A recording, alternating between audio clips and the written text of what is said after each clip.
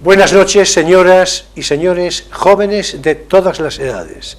Bienvenidos a una nueva edición de Crisol de Cultura, el programa de la noche de los sábados en Televisión Ferrol. Saludos cordiales, como siempre, a todos cuantos nos siguen a través de Internet, con muy particular afecto siempre a nuestros espectadores de Hispanoamérica.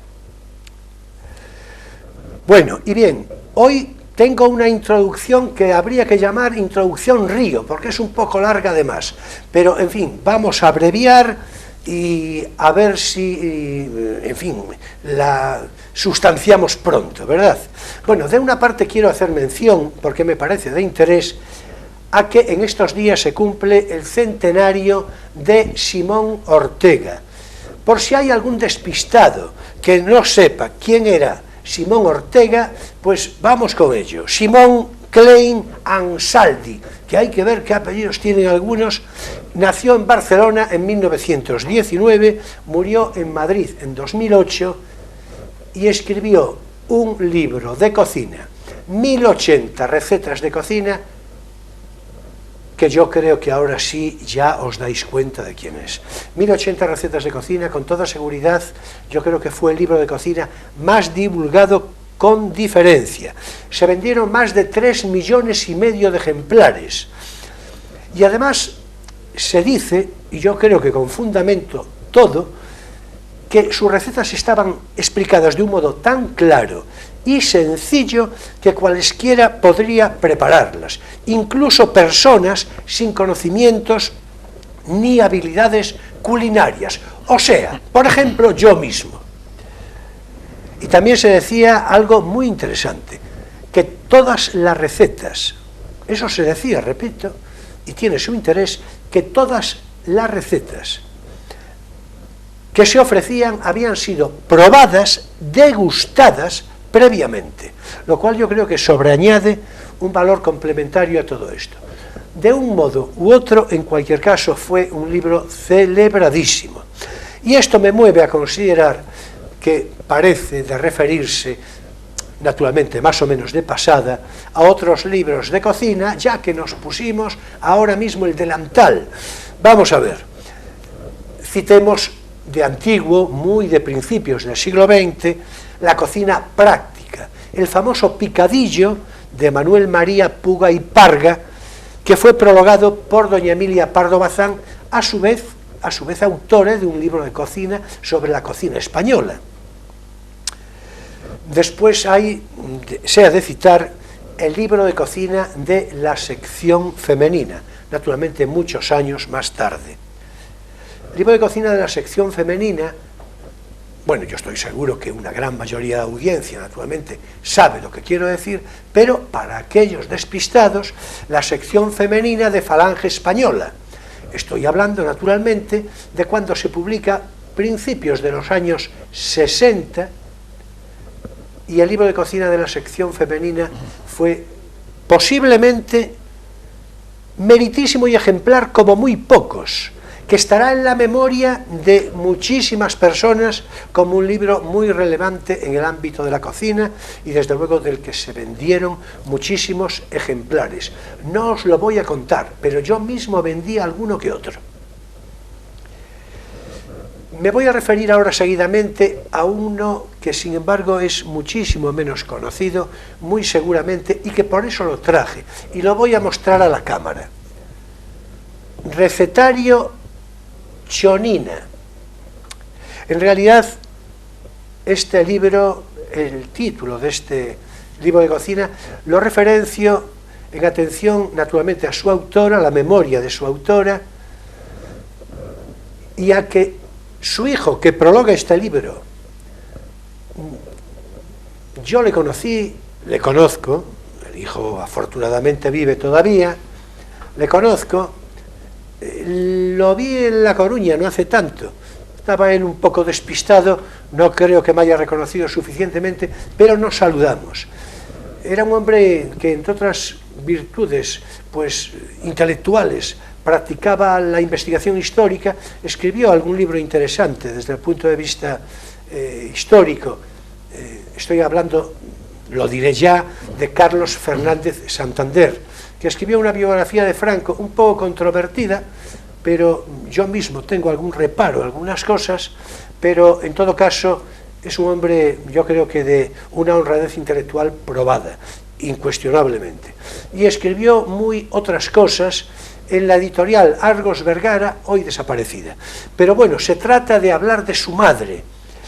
Su madre, Asunción Santander Garzo, leonesa de origen y coruñesa de adopción. Este libro es del año 1984, este que muestro, y está editado por Edicións do Castro. Pero la primera edición, la primera, de la que los ejemplares se agotaron de inmediato, data de 1964. Bueno, vamos a ver.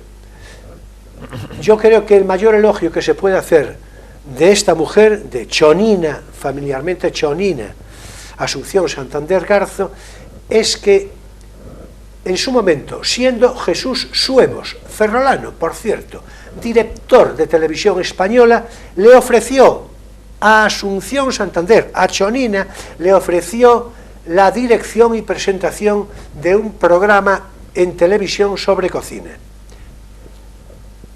Ella no se decidió, terminó por declinar la invitación, y así fue como se hizo cargo de ese programa una persona que después iba a ser muy popularmente conocida, Maruja Callavez. Bueno, después de este libro de Chonina, que por cierto tiene una curiosidad, y es que dedica a sus amigas el libro, y sus amigas son, yo creo que un largo centenar, ¿no? Naturalmente no me puedo parar yo a explicar, a citar los nombres de que se trata, pero sería, en fin, un ejercicio de cierto interés sociológico de la burguesía coruñesa de la época, ¿no? Bien, citar también La cocina gallega de Álvaro Cunqueiro y Araceli Filgueira, edición de Berés de 1983, que por cierto este libro corre con un muy interesante apéndice de pocas páginas, pero en las páginas finales, pero a cargo de Antonio Odriozola, con el sugestivo título La cocina gallega a través de los libros. Es muy interesante. También es de destacar Las recetas de cocina galega de Carmen Parada, edición de Galaxia de 1982, y El arte de cocinar de María Luisa García, una asturiana que vendió libros del arte de cocinar en cantidades, como diría el castizo, industriales, ¿verdad? La edición la hizo la propia autora y data la primera del año 1970, después sucesivas muchas. Y tiene una curiosidad este libro de cocina del arte de cocinar, y es que lo prologó Juan Cueto Alas, fallecido recientemente, del que aquí dimos noticia, y es un prólogo jugosísimo, literario y jugosísimo. En fin, por cierto, El arte de cocinar tuvo después una segunda parte en el año 1982, de la que también se vendieron ejemplares, bastantes, pero nunca segundas partes fueron buenas. En fin, en todo caso, larga vida a los libros de cocina y memoria agradecida a Simón Ortega en su centenario desde este programa Crisol de Cultura. Mira, yo añadiría 3 libros a estos de cocina imprescindibilísimos. Sería La cocina cristiana de Occidente, de Cunqueiro. Sin duda. El viaje por los montes y chimeneas de Galicia. Por supuesto. De Castroviejo. De Castroviejo, cierto. Y seguramente el de Luján y Perucho, La cocina española. Sí, bueno. Porque son autores muy literarios y a mí me toca más que los simplemente, en fin, sin duda, técnicos. Sin duda. No, a ver, yo es que trataba de sintetizar esto, refiriéndome no tanto al aspecto literario, cuanto a, en fin, a la divulgación de la cocina, pero sin duda yo me sumo con una adhesión, bueno, y ya por citar, más en lo que yo decía que en ese aspecto literario, pero también es de citar, como no, la Marquesa de Paravere, que muchos tendrán en sus casas, naturalmente, el recetario de la Marquesa de Paravere, y más allá, metiéndonos ya a finales del 19, el practicón, de Ángel Muro, también, de Ángel Muro, ¿no? Es decir, bueno, es que como esto de los libros de cocina, en fin, es un mundo particularmente atractivo, y además yo, hace años, muchos años, cuando estaba a punto yo de iniciarme en lo que no me inicié, la edición, pero le contaba yo a alguien, de lo que después, por cierto, sacó buen provecho, le dije yo, mira, tú si quieres tener un infalible éxito con un libro que sea de cocina, si es bueno, mejor, y si no es tan bueno, también lo vas a vender. Y es verdad, los libros de cocina tienen una demanda aseguradísima. Bueno, ahora además está muy de moda lo de la cocina y ser cocinillas y tal. Pero bueno, para rematar, yo querría recomendar una colección entera de libros de cocina muy literarios que se llama Los 5 sentidos de Tusquets. Ahí hay verdaderas joyas. Bueno, no lo vais a creer, o sí, quienes sigan habitualmente el programa, pero esto no estaba previsto, sobre todo yo, que ahora tengo que seguir con la introducción todavía, y Jaime desesperado. No, Jaime es nuestro invitado, pero enseguida le paso la palabra. Perdonar, pero yo podía hablar no de libros, sino de práctica. Por supuesto, por supuesto, ya lo sé. Bueno, por cierto, al final, si te parece, apostillas algo de eso. Bueno, mira, vamos a ver. De todos modos, en esta larga introducción a la que ya me referí, vamos a ver, voy a referirme a la alusión que yo mismo hice en el programa último anterior sobre Isabel Allende. Y es que algunas personas tienen la piel sensible, hace muy bien, pero para según qué cosas también, y así fue que me llegó algún que otro comentario, ¿cómo diría yo?, entre sorprendido y estupefacto, que hay que ver, por haber citado yo a Isabel Allende en los términos que lo hice.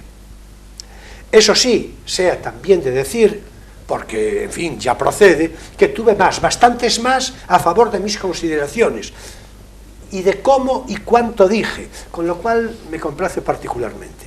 Pero me interesan más los críticos, que es de lo que se trata. Vamos a ver.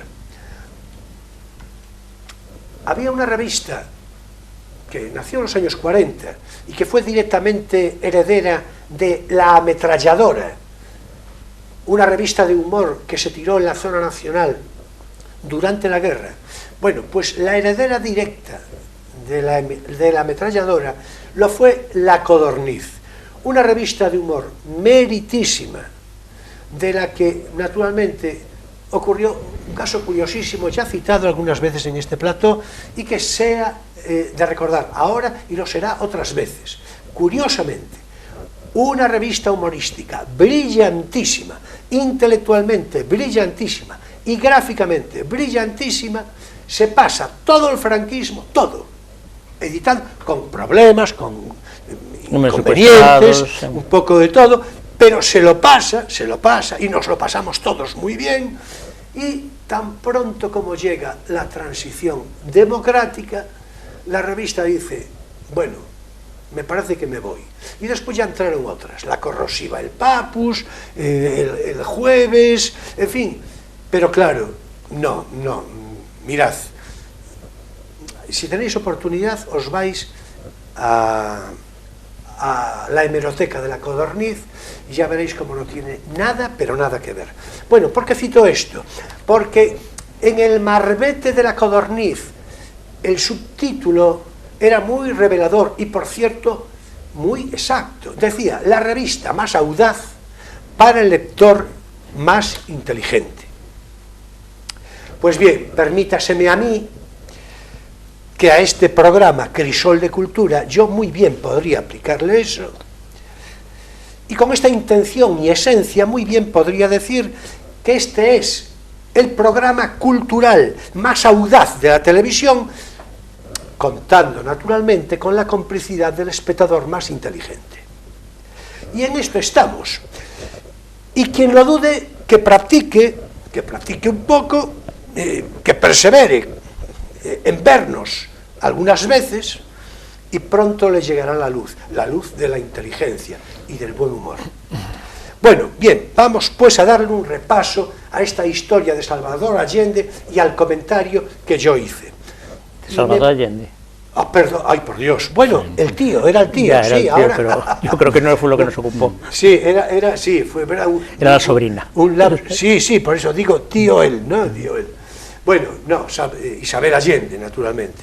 Vamos a dar un repaso al comentario que yo hice sobre Isabel Allende y ya veréis cómo probablemente, y me refiero sobre todo a los críticos, insisto, pues a lo mejor si no tenéis orejeras ideológicas sobre excesivas, es fácil que cambiéis, en fin, de razonable opinión, ¿verdad?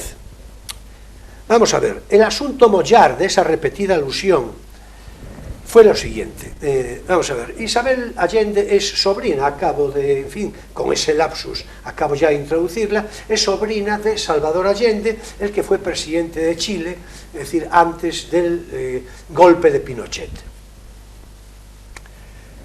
Isabel Allende nació en el año 1942 en Lima, aunque su nacionalidad es chilena. Nació en Lima porque era una familia de diplomáticos, una familia, naturalmente, de la alta burguesía chilena, afianzada en la diplomacia, y le coincidió a los padres en Lima. Bien, Isabel Allende, a día de hoy, es una escritora chilena con nacionalidad norteamericana y que tiene además ascendencia, esto es curioso, hispano-portuguesa. Cualquier día lo cuento más despacio. Isabel Allende publicó por primera vez en 1982, cuando andaba por la cuarentena, La Casa de los Espíritus, un título que tuvo un éxito editorial extraordinario. Después vinieron muchos, porque resultó... Además hubo una película. Sí, por supuesto. Resultó una escritora, digo, a día de hoy, y hoy también, claro, pero digo, resultó muy prolífica. Citaré, digamos a modo simplemente testimonial, algunos sueltos. En 1982, Eva Luna, lo que le sirvió después para... 1987, quise decir, lo que le sirvió después para que en 1992 publicara Cuentos de Eva Luna.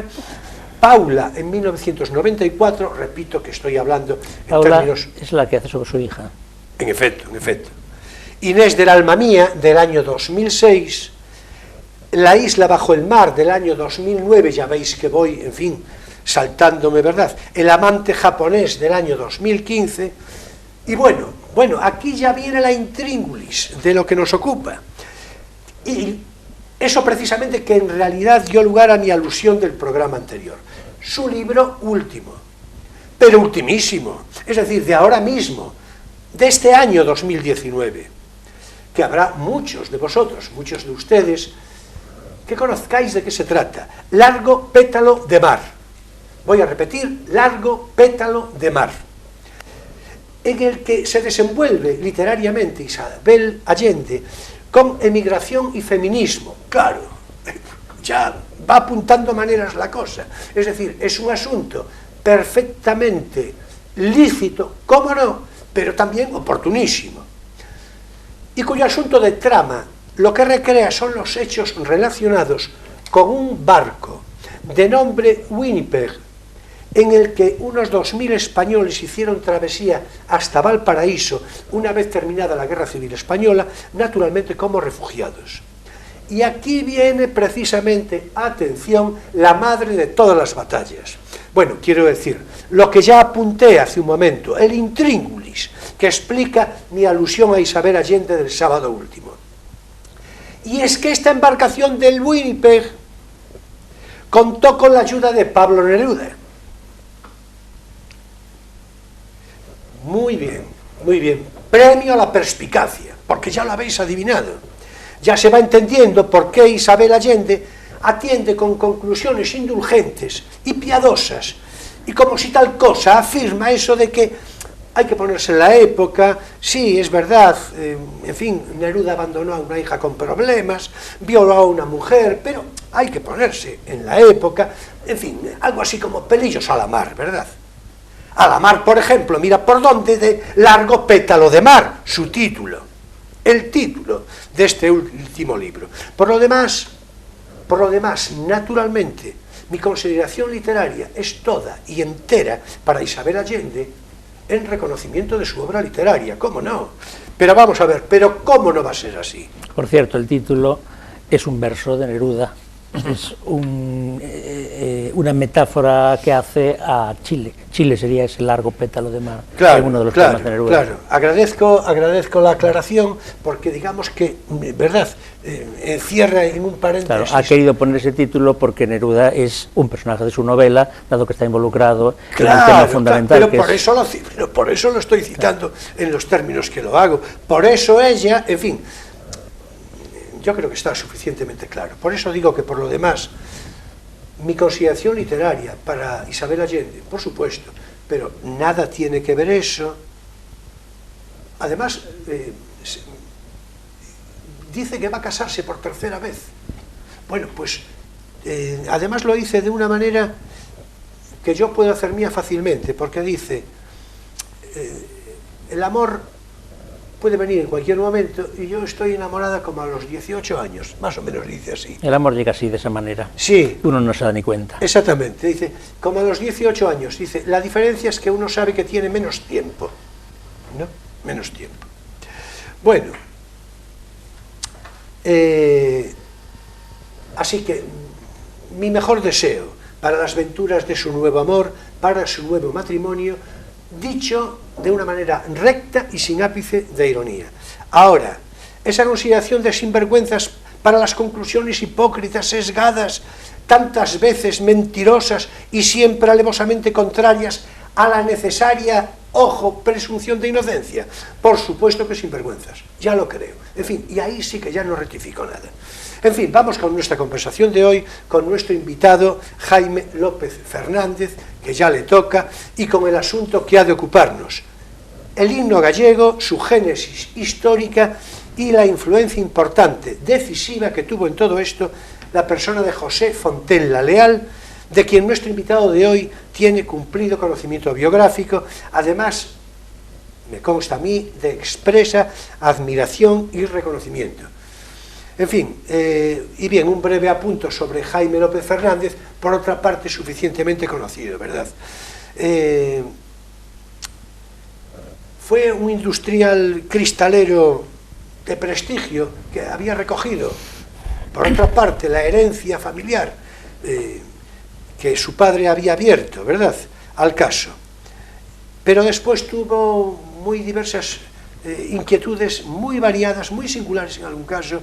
Tuvo una inquietud social y política importante que le hizo ser un concejal de mérito durante el tardo franquismo, ya en los últimos, y además de iniciativas singulares, como cité, pues que algún día, por cierto, tendríamos que pararnos a considerar más despacio, pues se dedica naturalmente a la investigación histórica desde hace mucho tiempo, con gran rigor, por otra parte, y con un sentido del escrúpulo realmente ejemplar, pero es que además fue, esto es lo más conocido seguramente, presidente del Real Coro Tosios e Froles, que además repitió en segundo mandato, circunstancia que hasta la fecha no llegó a repetirse. En fin, por otra parte, yo tengo que decir que Jaime y yo nos conocemos en trato de leal amistad desde hace muchos años, y bien, y ya está bien. O sea, Jaime, bienvenido a Crisol de Cultura, un placer recibirte. Buenas tardes, muchas gracias, Julio, pero quiero hacer una pequeña aclaración en el aspecto cristalero. Cuando hablas de mi padre o de familiar, no quisiera que quedase oculto mi hermano, que participábamos los tres en la empresa.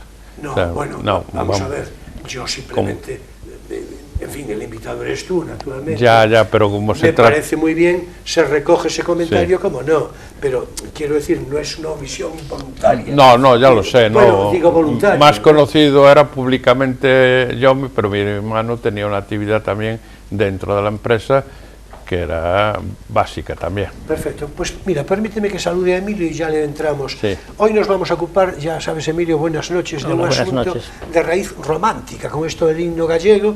En fin, vamos a la tarea a toda prisa, porque tengo, con esta introducción larga, tengo que empezar ya por la recomendación de lectura. Pues venga. Es decir, entonces, mira, y ya te dejo toda la segunda parte para ti, Jaime.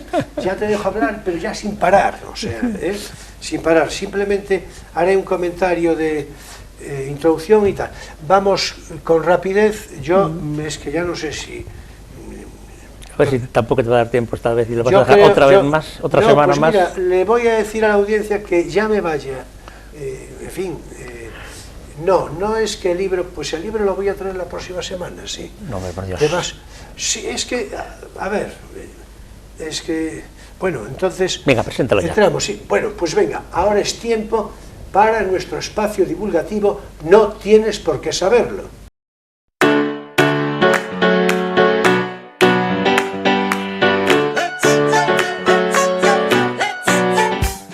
Bueno, en fin, voy a recomendar, sí, finalmente el libro.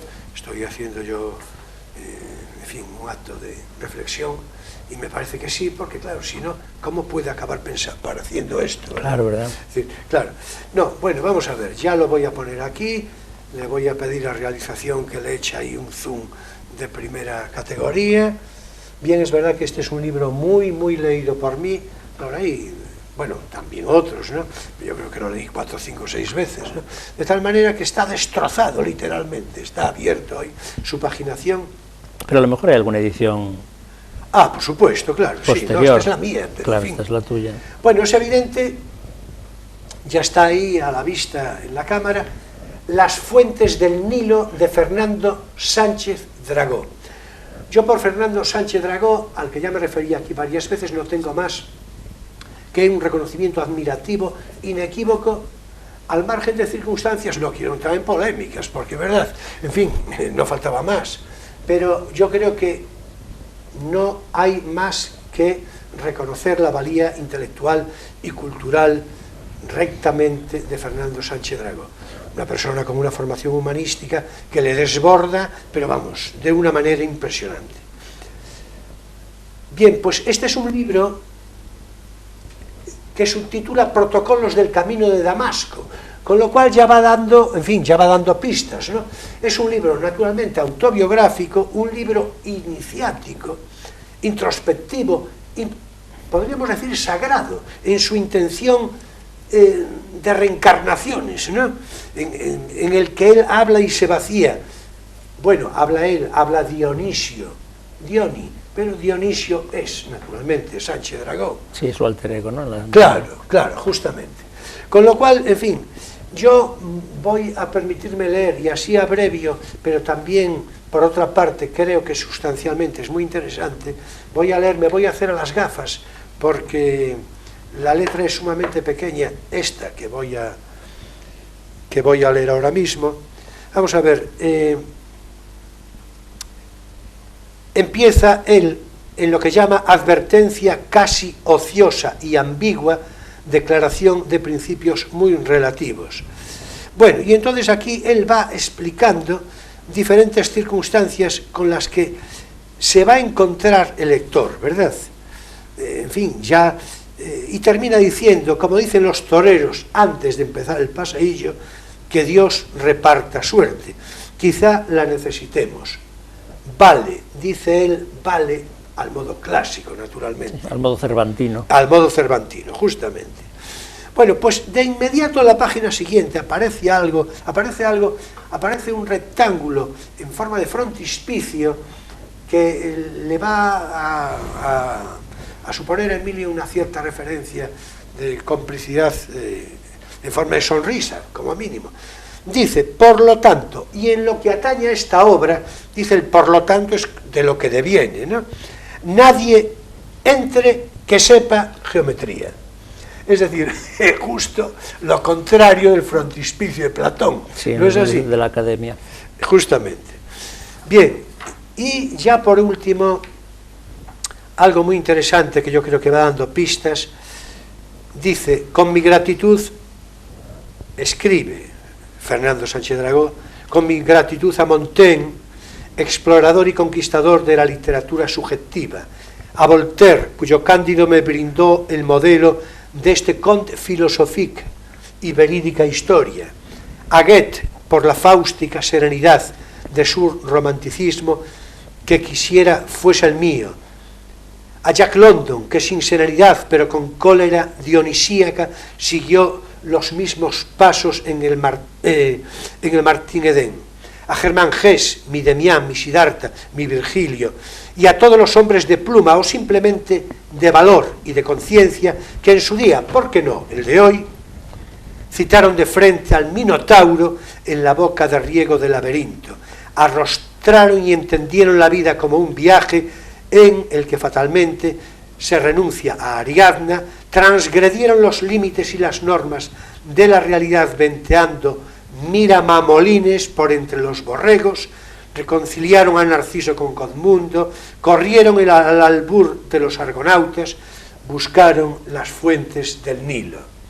Y yo creo que esto ya directamente nos pone en situación de un libro atractivísimo, y por si a lo mejor hubo citas, atención, eruditas y literarias y cultas de más, no, el libro no tiene nada de eso, en absoluto.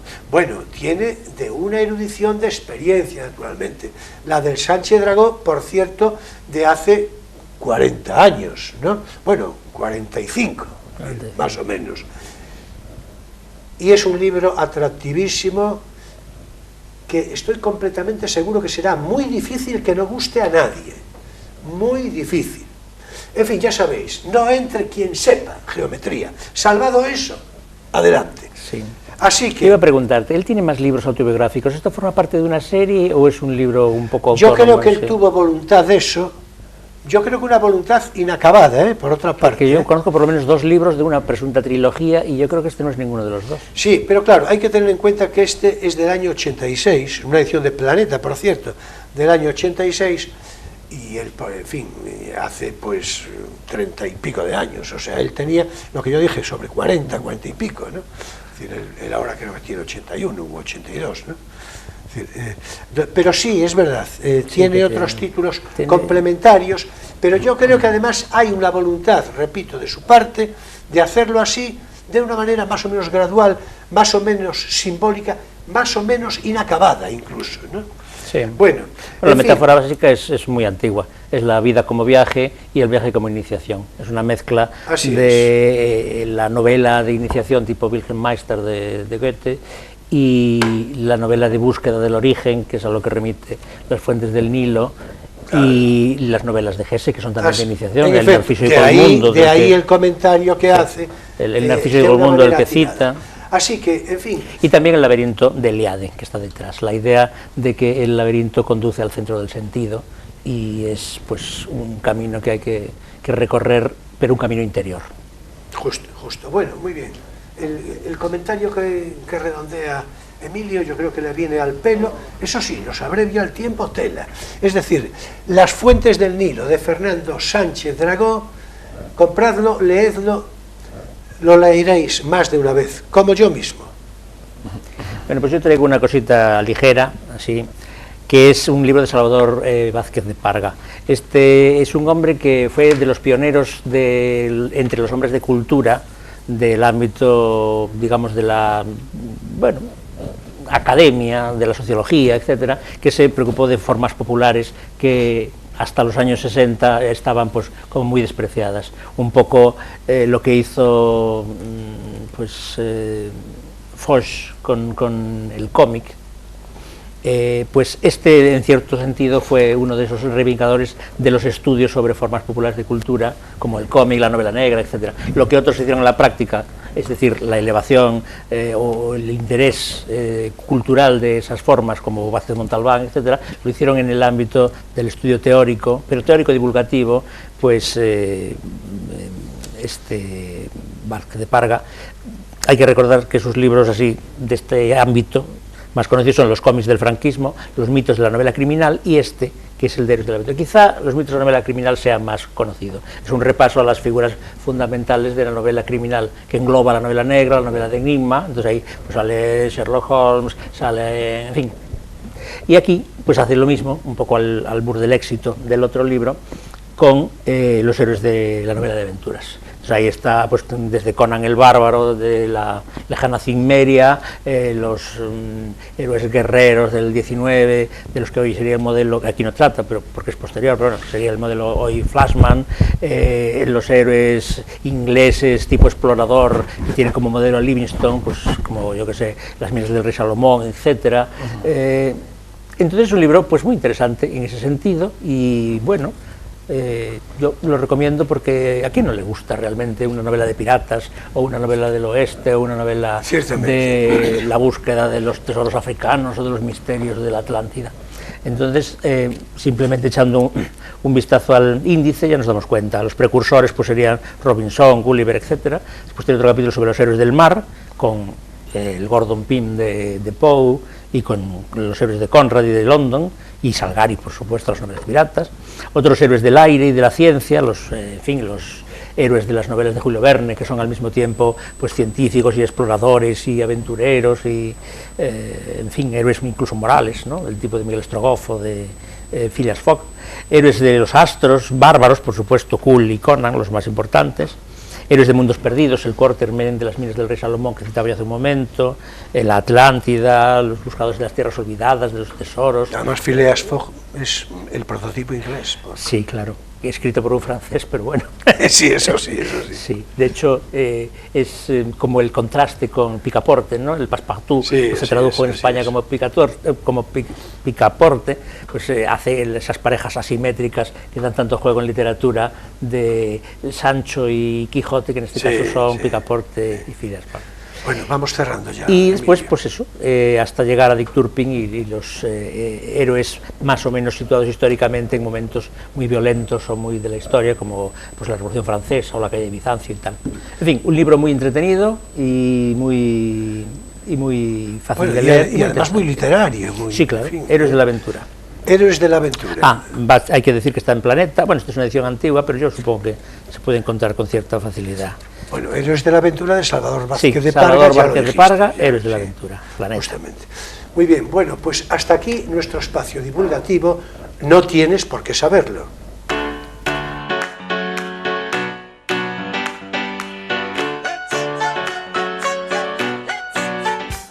Bueno, vamos a ver. Vamos a entrar ya, en fin, directamente con la conversación. Yo le voy a decir a Jaime que se ponga a hablar y es que me parece que ya no lo voy a interrumpir. Bueno, vamos a ver, Jaime. Nos ocupa el himno gallego, de lo que nos vas a dar cuenta, en fin, como te parezca mejor. Pero como tenemos el trasfondo de la figura de Fontaine Leal, que yo sé que tienes tú un particular, es lo que marca, por otra parte, la orientación del programa. A mí me gustaría mencionar mínimamente el que, a ver, Jaime López Fernández, un conjunto escultórico que forma parte de la llamada Plaza del Himno Gallego, ¿no es así? Plaza del Himno Gallego. La Plaza del Himno Gallego. Bueno, pues aquí en Ferrol hay un conjunto escultórico conocido, naturalmente, que en realidad, digamos que el inspirador y como diría yo, casi el ejecutor, el perpetrador, dicho naturalmente con sentido del humor, fue Jaime López Fernández, de lo que vamos a, en fin, a ofrecer alguna imagen del propio, de cuando se inauguró, por otra parte, con la presencia de Juan Rouco, ¿no es así? Como alcalde. Sí, Juan Blanco Rouco. Sí, y asistiendo nada menos que a Fernández del Riego, una figura de una gran relevancia intelectual. Bueno, yo, en fin, ahí tenemos precisamente esa fotografía que nos muestra realización, ¿verdad? Yo creo que es precisamente donde aparece acreditado. Bueno, y después hay otra en la que hay una ofrenda floral, que yo creo que realización nos va, en el que el propio Jaime, nuestro invitado de hoy, pues, en fin, ahí lo tenemos en la ofrenda. 10 años después de la inauguración, por cierto. ¿Cuántos? 10 años. 10 años después. Bueno, pues 10 años después de la inauguración. Bueno, yo esto quería hacerlo mencionar, naturalmente, por homenaje a tu propia persona, como es natural, y por razón de justicia. Sí. Y luego, a continuación, ya le entras al himno, que hay que decir, como alguna vez ya comentaste tú, me hablabas el otro día, que el siglo XIX había sido el siglo de los himnos. En efecto, porque es todo muy tiene un trasfondo romántico, ¿no? Sí, porque es el siglo de los nacionalismos. Sí. Claro, justamente, es lo que nos va a traer hasta aquí cuando mismo. nacen el himno vasco, el himno catalán. Claro. Además también en música, el nacionalismo es la corriente musical Sí. que está debajo de todo esto y es muy Claro, importante en el 19. por supuesto. Bueno, pues venga, vamos a decirle a Jaime que nos... Fuera como fuera, Tú el ve caso es que contando. en el caso del himno se le debemos a un ferrolano.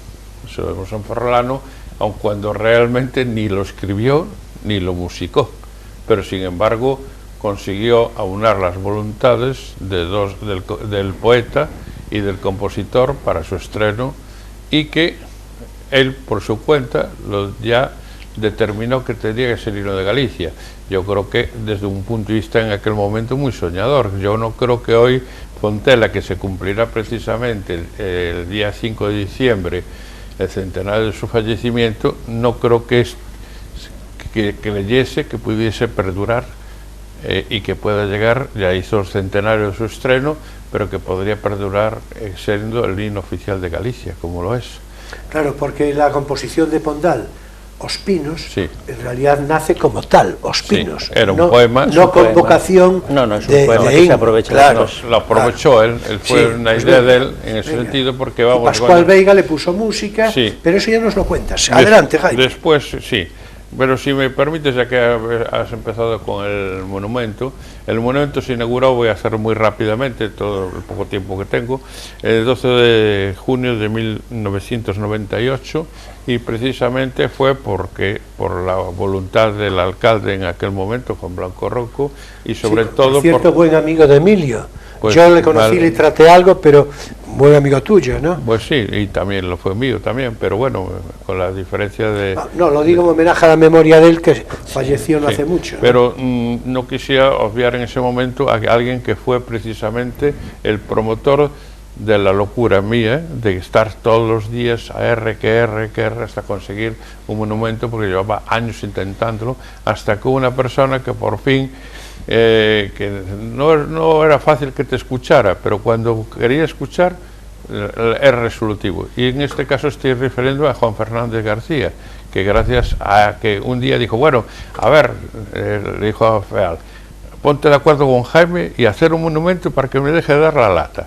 Efectivamente, y claro, también con la colaboración de en aquel momento concejal de Cultura José Manuel Coce Fraguela. Hace unos cuantos meses coincidimos con él en el Parador, ¿recuerdas? Sí, sí. Bueno, pues evidentemente tengo el protagonismo, por supuesto, de haberlo solicitado al ayuntamiento y que acompañara a Guillermo a escoger una piedra que nos regaló. Bueno, y un cariñoso saludo a Juan Fernández. Hombre, ya que por hablamos supuesto, de esto, ¿verdad? por Y no, supuesto. claro. Yo no me Adelante, olvidaré, adelante. no me olvidaré jamás que si hay monumentos, gracias a Juan, Claro, a ese claro, arranque claro. Por eso, que tenía por eso. él de veces, decir, Por bueno, eso, ahora sí, se hace sí. y se acabó, ya está, Pues pero adelante. déjame dar la lata, te lo voy a hacer. Entonces, Pero había que insistirle, ¿eh? o hubo que insistirle. Ah, eso sí. Bueno, no mucho, a Juan no mucho, insistía otros alcaldes anteriores. O sea, yo llevaba luchando por un monumento a Fontela desde el año 73, o sea que tuve 20 años luchando. No vamos a mencionar los que no me hicieron ni puñetero caso. No vamos a mencionarlos porque si no... No, Si no, no acabamos. No, bueno, no viene al caso, no hay que ser rencoroso, vamos al caso. Hubo un momento que venía el 98, que yo quería aprovechar, que era el centenario, digamos, de la pérdida de la isla, de la provincia cubana, y eso quise aprovechar ese momento, el 98, y entonces hubo alguien que me escuchó, que fue Juan Fernández, y dio órdenes para que así fuese, y asumidas perfectamente por Juan Blanco Rocco, que ya estaba... Si Juan no hubiera querido, no hubiera estado tampoco el monumento. O sea, fue la corporación en pleno la que aprobó de que eso se hiciese así. O sea, que no hubo ni siquiera ningún concejal que votase en contra de esa iniciativa. Vamos al himno, Jaime. Entonces, no, bueno, pero decía esto, No, porque como conviene que quieras. también Yo que se es sepa para que no pierdas que el es una norte del simbología, himno. no me voy a perder. Es una simbología que el pedrusco vino de Campo Lameiro, que era de San Cristóbal de Couso, una parroquia de Campo Lameiro, la tierra de su padre, y donde había nacido el padre, que era José Fontela Barros. Su madre era María Belina López López, y lo digo así, Leal Fernández, López-Leal Fernández. Era de Covas, y por eso también en el monumento hay unas piedras en el jardín de Penarroiba de Covas. Era de Covas, de San Martiño de Covas ella. Entonces, a la hora de registrarlo en la iglesia, no sé por qué motivo, se eliminó el López y se puso Leal simplemente. O sea, por eso José se llama José Fontela Leal.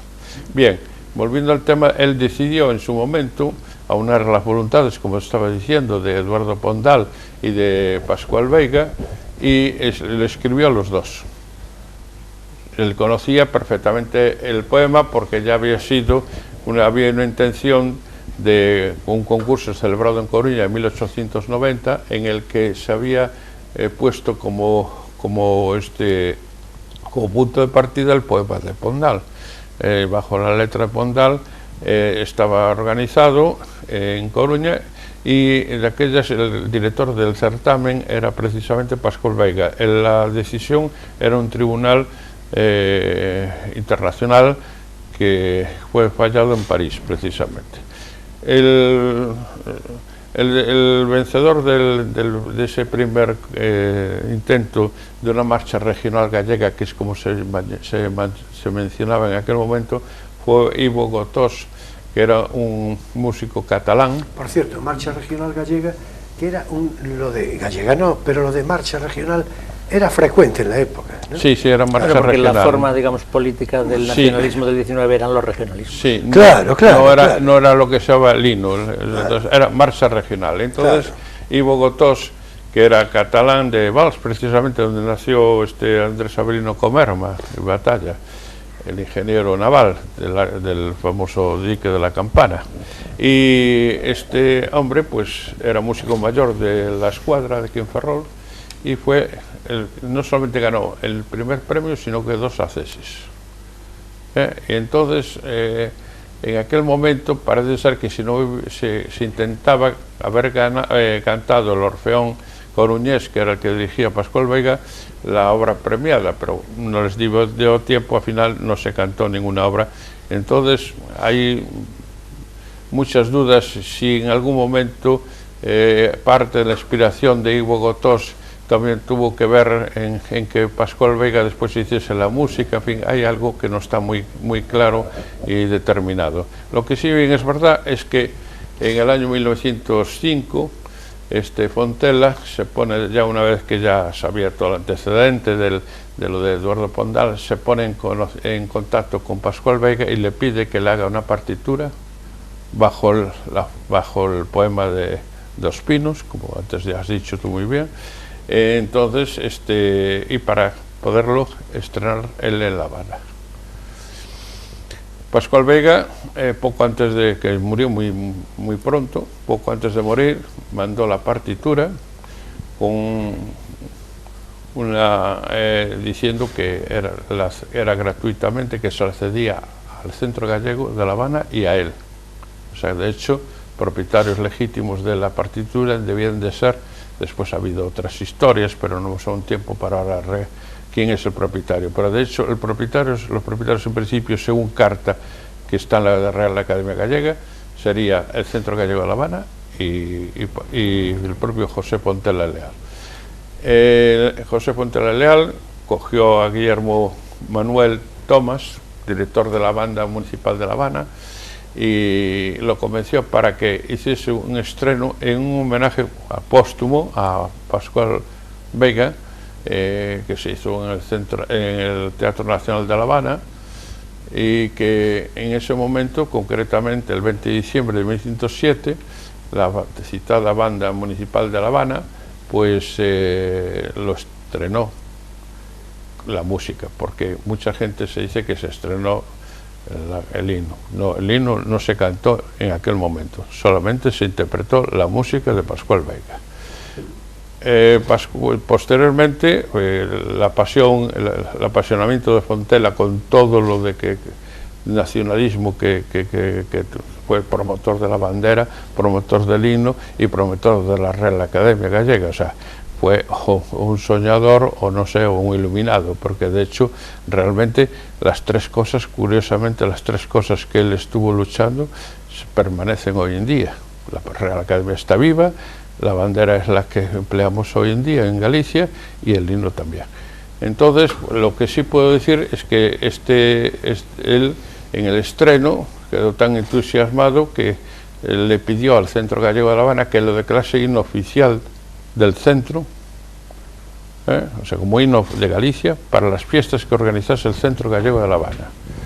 Y después cogió la partitura de Pascual Vega y le fue incorporando la letra de Pondal, y con eso, como él era litógrafo, con las placas que hizo de esa fundición, por dejarlo así, no es fundición porque no hay tal fundición, sino con el haber establecido todo este texto en el pentagrama, pues los playó por todo el mundo. Una palabra con principalmente Galicia. Pero digo todo el mundo porque llegó, antes que a Galicia, llegó el mensaje a Brasil, precisamente.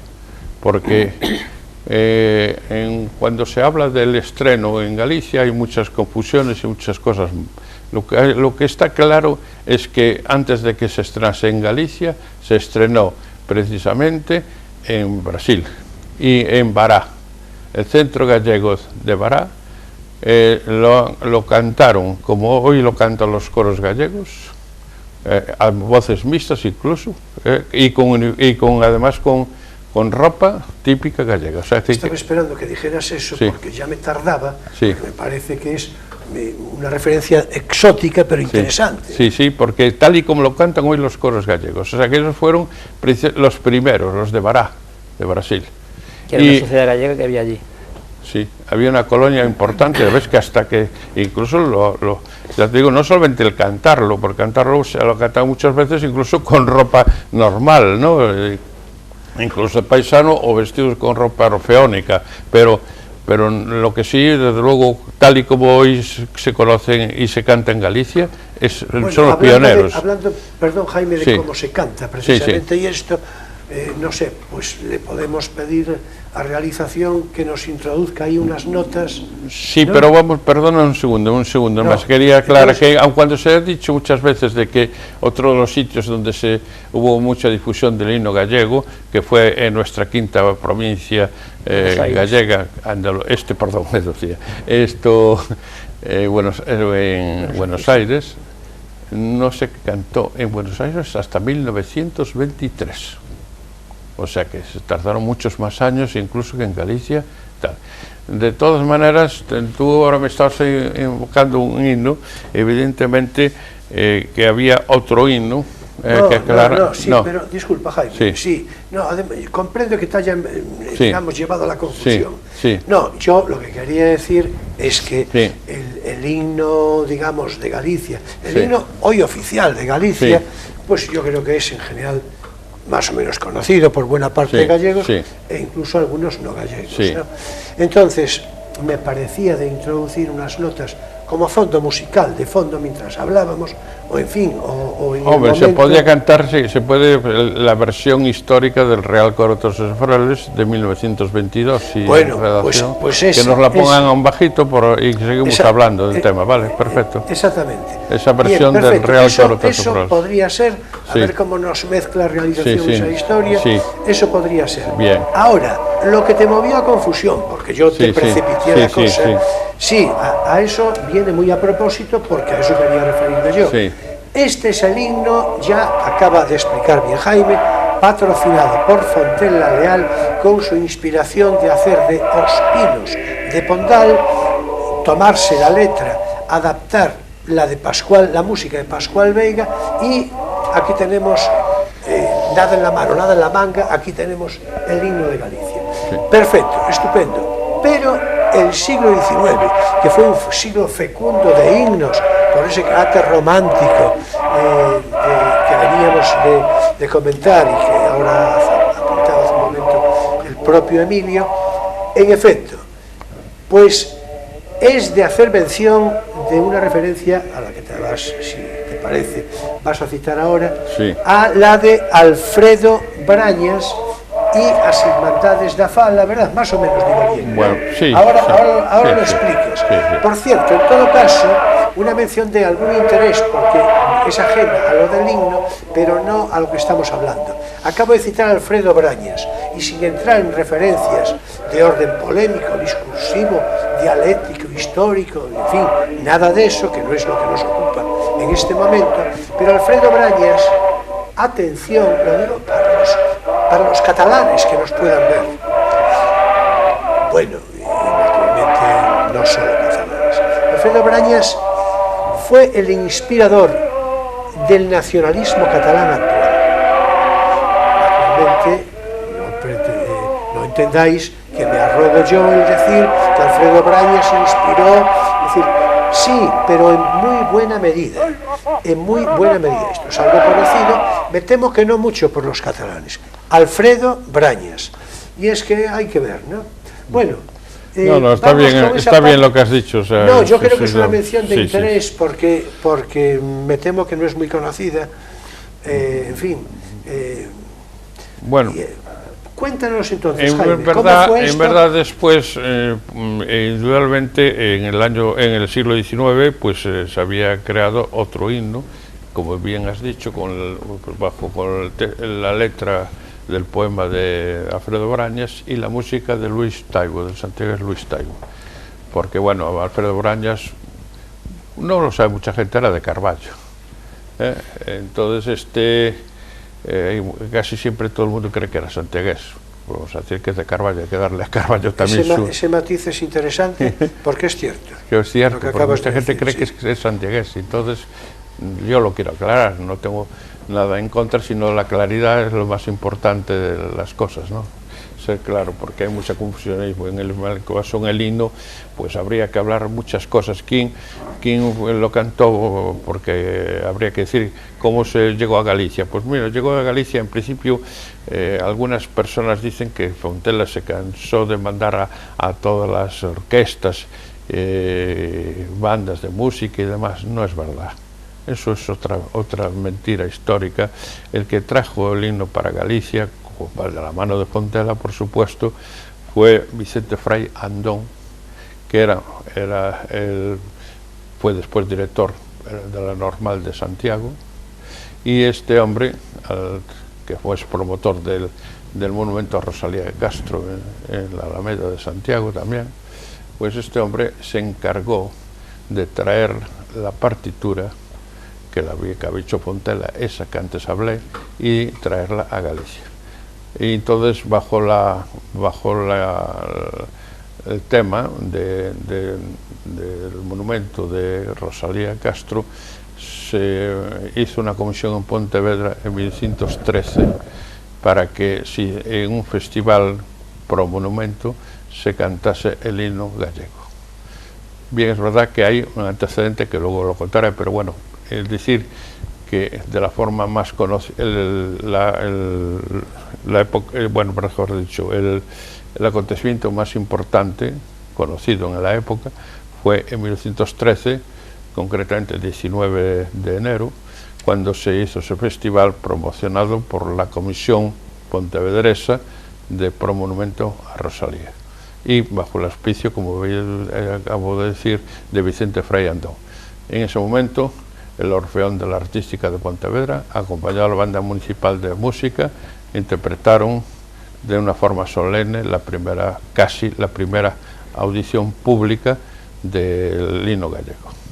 Pero hay un antecedente, que es que los que lo tocaron por primera vez en un acto bastante privado fueron los músicos, o sea, fueron 3 músicos del Colegio Sordomudos y Ciegos de Santiago, concretamente 3 ciegos.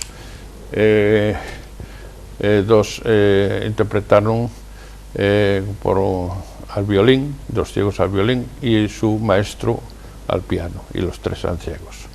Después hubo también una actuación en 1910, y esto estoy hablando de 1910, antes de 1913, también hubo una actuación en Santiago de un himno gallego, pero no tengo claro realmente si era el de Pondal o era el que vamos a hablar después? Sí, pero, a ver, mira, Jaime, lo de después sí. te estarás refiriendo a otro programa. Claro, no, porque bueno, es que ya, esto, ya es sé, decir, a ver, me has dado poco tiempo. Vamos, sí. Vamos, sí, fueron pero las, claro, no, vamos a ver, el caso es por que... supuesto, sí. fueron las circunstancias. Mira, entonces no, yo pero ya abrevia, sigo, si quieres. a ver, porque a mí me gustaría, claro, de lo de Brañas y sí. Hermandades Bien, da Fala, yo creo sí. que, vamos a ver, es de citar un poco, e incluso que en realización nos pongan también, no, unas notas de... Ahora que empiecen con las notas de ese del Deus Fratexica Leche. Exactamente, Bien. exactamente. Eso sí. Porque Ahí, este es mucho más contundente, sí. revolucionario, Sí, sí. duro e independentista directamente. Sí, sí, ¿Es sí, así sí, o no? sí, exacto. Venga. Bien, En fin. hay que aclarar también que, aun cuando se ha dicho de que las hermandades, bueno, en el centenario de la celebración de las hermandades da Fala, se han contado muchas mentiras. Se han contado que ellos fueron los fundadores de los coros gallegos, cosa que es mentira. Tosios nació mucho antes de la fundación de las hermandades da Fala. También se ha contado de que el lino que habían asumido ellos era el de Pondalibega, eso es mentira también, porque ellos estaban más por este himno que se está sonando en estos momentos, por el himno de Brañas, sí. Bueno, hay que decir, Taibo, sí, hay que decir que aquí, que como ahí no se puede decir, pero que está cantado por Suso Bauman, para que se sepa que en estos momentos lo está escuchando. Claro, bueno, lo cual ya sobrañade, si Ya, cabe ya, más, va. ese factor de... Entonces las hermandades da Fala estaban más por este himno que por el de Pondalibega. La prueba está que cuando viene las hermandades da Fala a Ferrol en 1916, la hermandad coruñesa, mejor dicho, para que separar un poco lo de las hermandades, pluralizando, podría ser después, y no toda Galicia asumió las hermandades. Eso es muy complicado de explicar en el poco tiempo que tenemos. Entonces vinieron en el Salón Ambuaje, que era de los frailes, el cine y teatro de los frailes, fueron recibidos por la rondalla de niños de la Miña Torna, por Tosios e Proles, y Tosios, para ser generoso, aparte de cantar el himno gallego, que es el que tenían asumido Tosios e Proles como oficial, cantaron también este himno, el himno de Brañas y tal.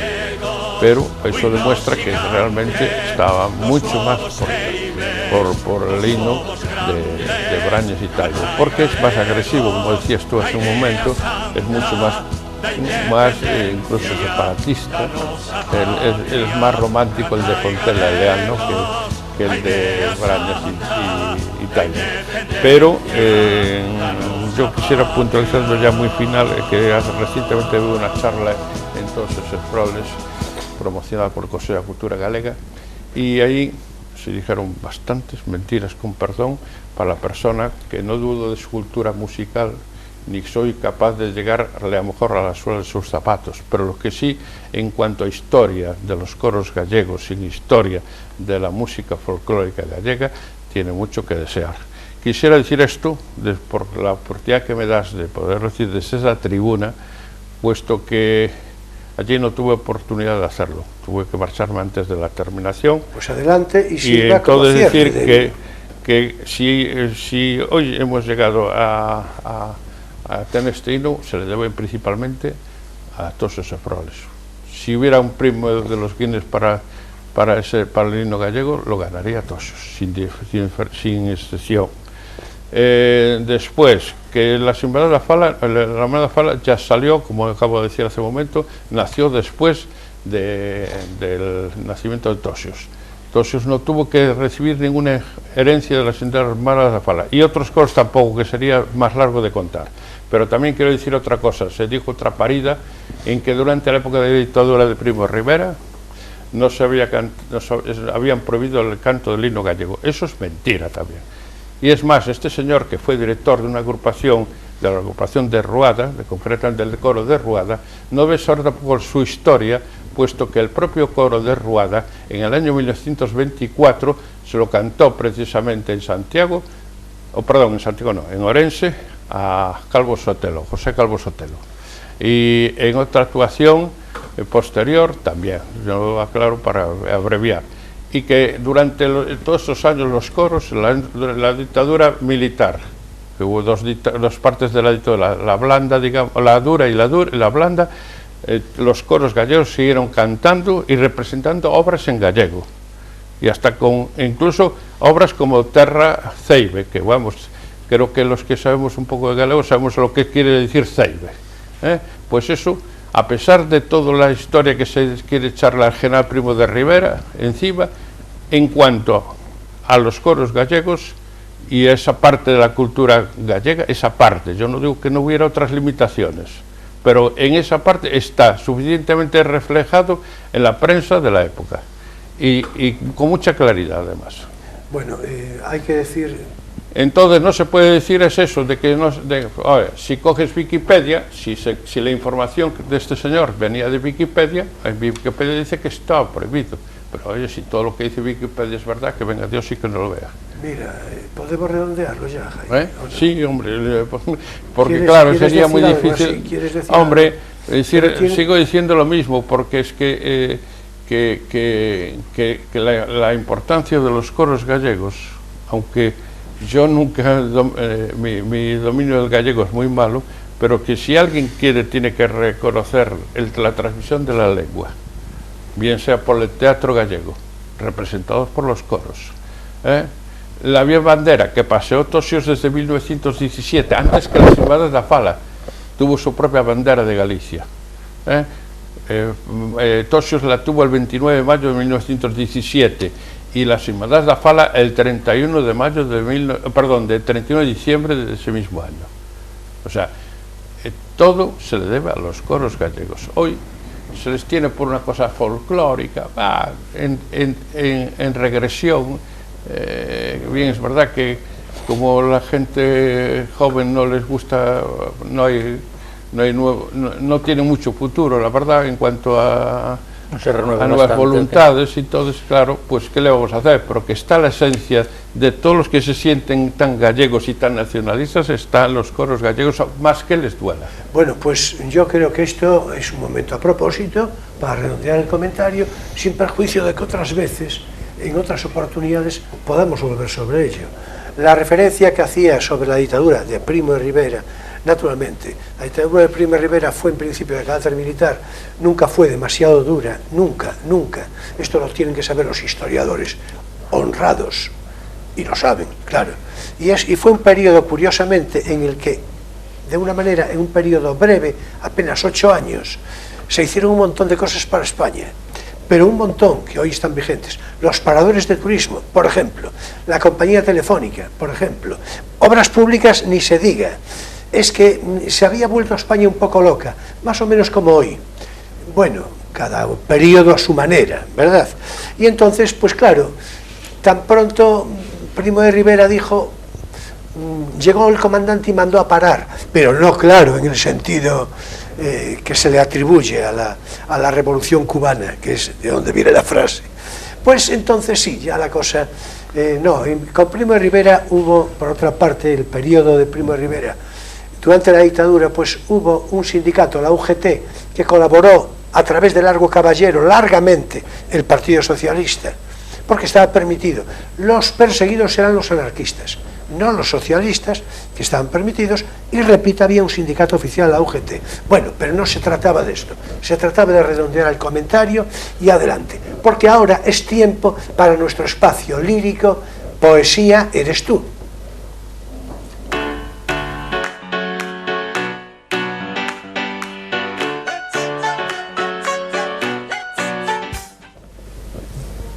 Bien, y hoy naturalmente, como no puede ser de otra manera, porque tenemos, en fin, lo de los signos y todo esto, en realidad yo voy a recitar una poesía, ahora diré de quién y por qué motivo, pero hay que decir que aunque sea mi voz, el inspirador de todo esto es Jaime, con lo cual es una forma, digamos, de alargar su propia intervención a mi través. Quedó bonito esto, ¿verdad? Sí. Vamos a ver, la escritora coruñesa Emilia Calé Torres de Quintero, pues en el siglo XIX, en el último tercio del siglo XIX, pues escribió un poema al que tituló Gran Himno, Gloria a Galicia. En fin, es un título tan claro que para qué, ¿verdad? Bueno, pues con música de Varela Silvari y cantado por el Orfeón Ecos de Galicia, se estrenó en La Habana, en el Gran Teatro Tacón, el 25 de julio de 1885. Fue, por otra parte, un poema publicado en el Heraldo Gallego y recogido por la llamada Gaceta de Galicia. Ya voy preadvirtiendo de que el poema, pues bueno, es un poco ripiado y dulzón propio del romanticismo de entonces. Es decir, hablábamos Emilio y yo hace un momento, ¿verdad?, en términos un poco, digamos, simpáticos, ¿no?, respecto a esto.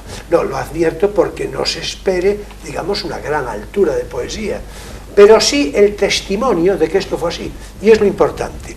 Gran Himno, Gloria a Galicia, texto de Emilia Calé, como digo, dice así: de victoria tras victoria viven tus rasgos prolijos, siendo orgullo de tus hijos tu brillante y limpia historia. En tus páginas de gloria absorto contempla el hombre, sosteniendo tu renombre frescos y verdes laureles que coronan siempre fieles ante los siglos de tu nombre. Hoy resueño y esplendente dibujas en lontananza bella senda a donde avanza una juventud vehemente. Bulle la idea en su mente del futuro que codicia, del júbilo en el exceso, do escrito se ve progreso y en otro lado Galicia. En fin, sea testimonio, cuando menos en la intención del título, de uno de los primeros himnos que constan acreditados para Galicia, acaso el mismo primero, naturalmente con toda la carga de versificación y contenido que acredita, ya dije, el romanticismo del siglo XIX, efervescencia del todo propicia para estos desahogos poéticos, patrióticos, regionalistas, en fin, y a veces también de los otros. Si me lo permites. No, no te permito. Ahora sí te permito dentro de un momento, pero permíteme a mí que sí, diga yo, sí. Y hasta aquí nuestro espacio lírico, sí. Poesía eres tú. Bien.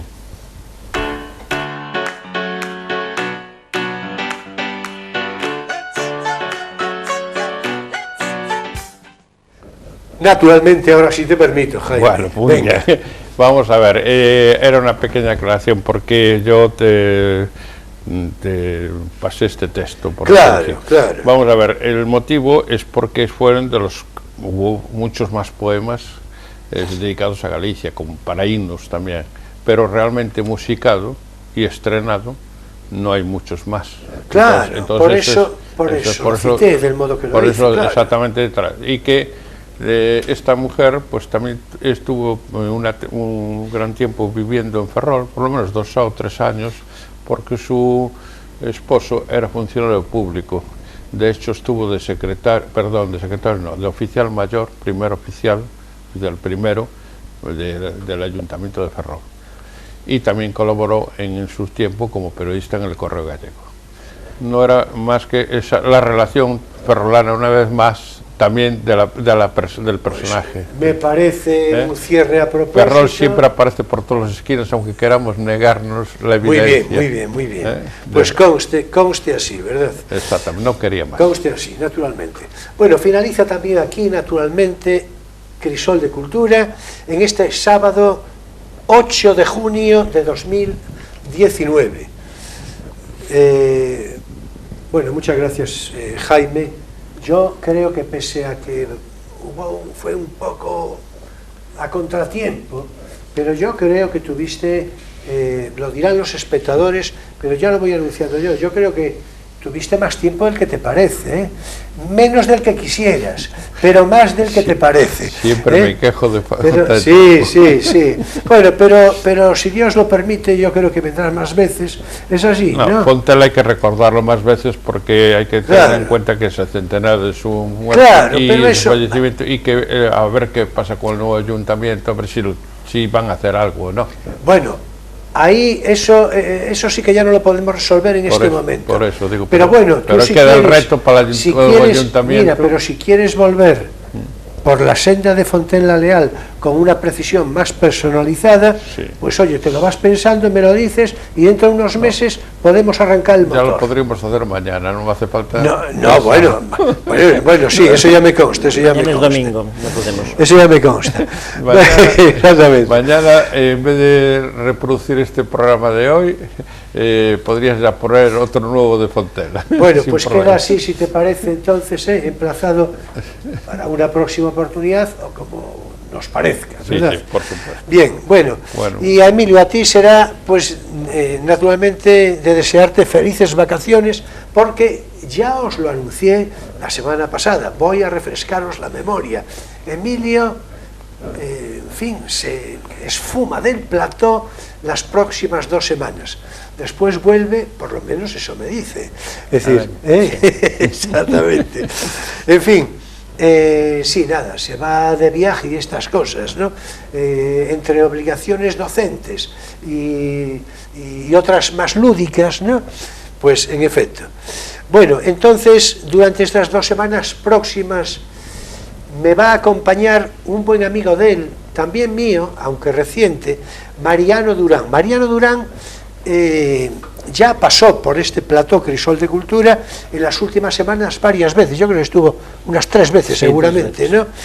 Y con el que estoy completamente seguro que completaremos una muy interesante conversación con su referencia personal, con su singularidad, en fin, ya estuve todavía hace un par de días hablando con él y ya fuimos avanzando y precisando esto. Así que, en fin, repito, felices vacaciones, que todo vaya muy bien. Pero no son tan vacaciones como tú crees. Bueno, ese es en todo caso mi expreso deseo, ¿no? Bueno, y a ti, Jaime, ya sabes, un placer. Bueno, muchas gracias y un saludo a los dos. Claro. Pues muchas gracias. Bueno,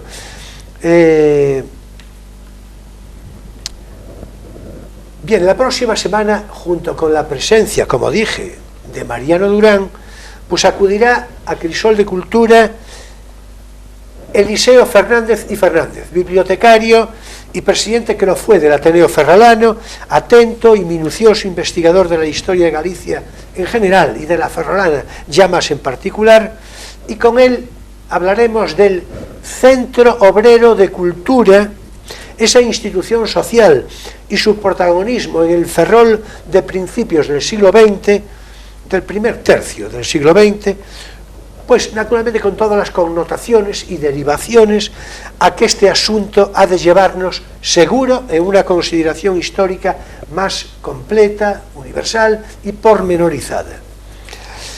En fin, señoras y señores jóvenes de todas las edades, mi gratitud entera y completa, como de costumbre, por vuestra presencia fidel de cada semana, por vuestra actitud crítica, vuestra complicidad, vuestra simpatía. Nos vemos el próximo sábado en Crisol de Cultura a las 9:30 de la noche, con repetición el domingo entre 7:30 y 8 según obligados ajustes de programación. Y después ya a través de internet para todo el ancho mundo. Y bien, la recomendación de costumbre, si estáis viendo este programa en su emisión del sábado, sabed que seguidamente se emitirá en unos minutos, una muy interesante película con previa presentación y animado coloquio a su final. Nos vemos, pues, el próximo sábado a las 9:30 de la noche en Crisol de Cultura, Televisión Ferrol. Será, como siempre, un placer. Por otra parte, ya sabéis que paso lista. Muchas gracias, buenas noches y feliz semana.